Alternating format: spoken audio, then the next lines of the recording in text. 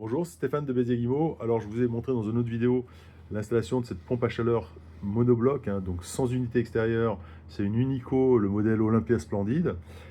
Alors, ce que je ne vous ai pas montré, c'est que j'ai remarqué, on a aussi fait mettre une VMC Hygro A, ça veut dire qu'il y a juste les sorties qui sont Hygro, et j'ai remarqué qu'il n'y avait pas d'entrée d'air ici.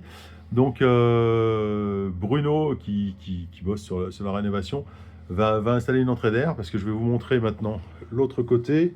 Vous voyez, l'autre côté, on arrive là-bas, et alors c'est pas super beau, parce que le logement, il fallait pas faire de frais, mais vous voyez, donc il y a une bouche qui est ici, et qui concerne la cuisine, et une autre bouche qui est juste sous l'escabeau, qui concerne la petite douche et les toilettes.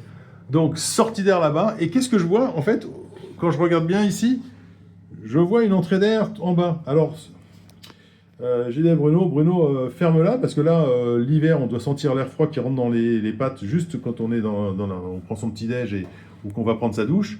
Donc là, vous voyez, par rapport au logement, je me recule pour vous montrer bien. Du coup, on aura entrée d'air tout au fond. L'air circule, il vient jusque dans cette pièce, parce qu'il est attiré par les bouches. C'est une Hygro A plutôt, donc ça fonctionne en permanence, et ça accélère quand ça détecte de l'humidité. Et il n'y aura pas, du coup, il n'y aura pas d'entrée d'air en partie basse. Voilà. Donc il y a une ventilation, c'est un petit logement, mais il y aura une vraie ventilation logique, et on va perdre ce côté un peu désagréable. C'était une ventilation par entrée d'air haute et basse. Il y avait des bouches comme ça en haut et en bas. Donc là, ça va être terminé. Maintenant, c'est VMC Hygro A. Ça améliore pas beaucoup la note, les VMC Hygro, mais